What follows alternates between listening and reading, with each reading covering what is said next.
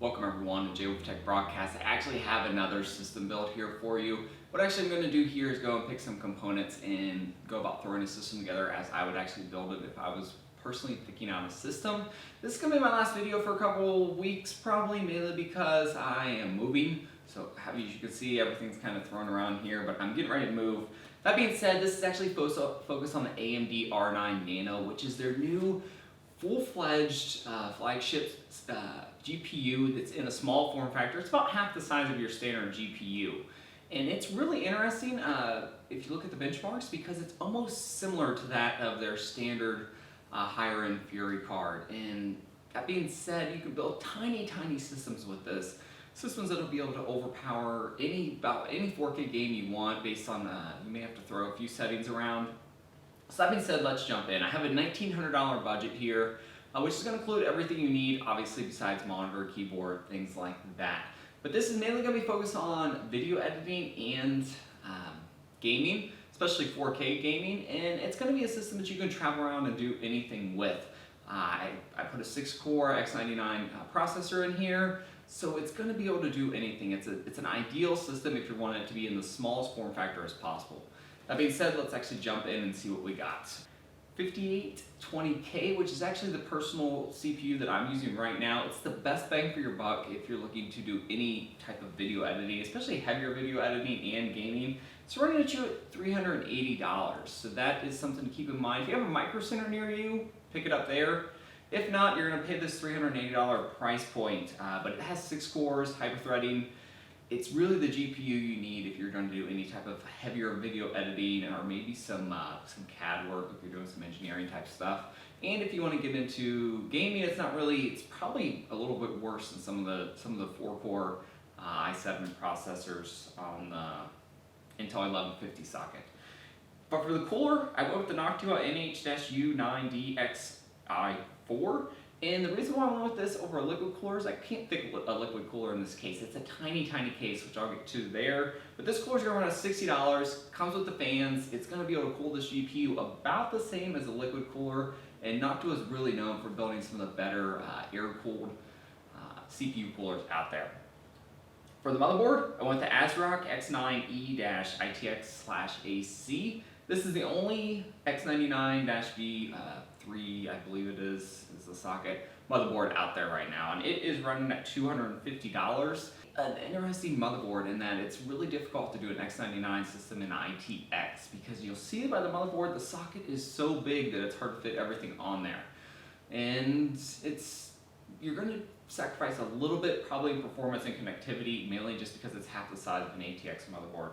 That's the only one on the market. It gets good reviews. We'll mention that, so don't kind of stress there if you're thinking about that. For the memory, I'm with Kingston HyperX Fury, 16 gigabytes. It is run at 2133 megahertz, so it is DDR4.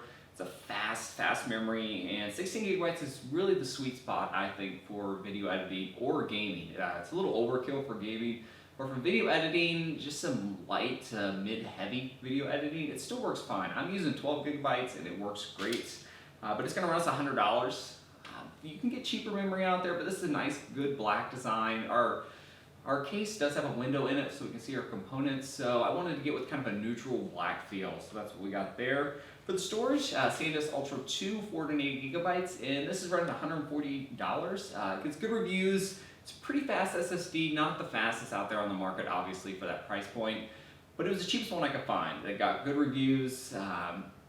That's what I would pick. If I was looking for a higher gigabyte SSD. You could get a lower one, but since the system's going to be moving around so much, I want to be able to put all the games I need on that mainly, and then I also threw a 2 terabyte Hitachi Star Disk, I believe, hard drive for I think it was like 65 bucks. You can get them between 50 and 70 depending on the price point, but this is actually going to be 65 right now, and that's going to allow you to be able to put anything else that you might need on it. For the GPU, this is where I went to Amd R9 Nano, and it has 4 gigabytes of memory, which is a good sweet spot for 4K. Honestly, we could probably do 5 or 6, but 4 gigabytes, it's really good on the AMD side of things because they're running a new memory chipset. I believe it's a 512 gigabytes bus, which is a little different than what the previous AMD and NVIDIA cards used to get, and it's running at $655. I could see this coming down a little bit in price, but not much. I would say you're going to pay about $650 for this card, but it is tiny, and the performance that you get out of this is not that much different than some of their other flagship $650 cards. It runs pretty close to 980 Ti, not quite to the same level as it, but it's probably only 10-15% less. You look at some of the benchmarks on Antec and PC they do great benchmarks on this card. And honestly, if you're building a small form factor system, this is really the go-to card if you're wanting to do any hardcore 1440p, 4K, any type of gaming along that side. For the case, I went with the Lian Li PC-Q33B. This is the smallest case that I could find. It looked nice, had a window, and it's gonna run $105. That's maybe a little high. You can also get a Silverstone, I think it's an SG13B, which is about $40, but I really like this one a little better. It's set up a little easier to fit your components in, and it looks nicer. It's got a window. Lian Li builds great cases. I would say some of the better cases out there. Silverstone's really great. There's Corsair. There's all kinds of other good case builders, but Lian Li really goes into putting a lot of aluminum in their case, and they just look great. I like the side window in it so I can see some of the components in there. It kind of gives it that cool feel, especially if it's going to be in your living room when you're going to be moving around. It's just overall a nice case. For the PSU, I went with the EVGA SuperNOVA. It's a 650 watt fully modular 80 plus gold power supply for $65. That's really the best power supply that I could find right now. It comes with a 10-year warranty. For the price point, that's the one I would go to, especially if you're only needing 650 watts, which we should easily be able to not get over that. I believe our system's running close to 5, so maybe 550, so we have plenty of headroom. For the OS, I went with Windows 10, it's $95. Yes, I think you can get Windows 7, Windows 8 for like $90, but I'd rather pay $4 or $5 more and just be able to go right into Windows 10, not have to upgrade or do that upgrade process. That way you can jump right in and get your system going. So that's going to give us, I would say, one of the better under $2,000 Mini-ITX kind of beast out, all out systems. That's really going to be tiny. The case is really small. It's like a couple shoe boxes put together.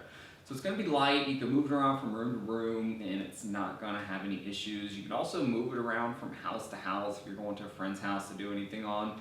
It's really, I think, one of the better options right now over, let's say, the big case that I have right here, which I actually may be looking to get a little bit smaller form factor system just for that ability to move it around from room to room or from house to house.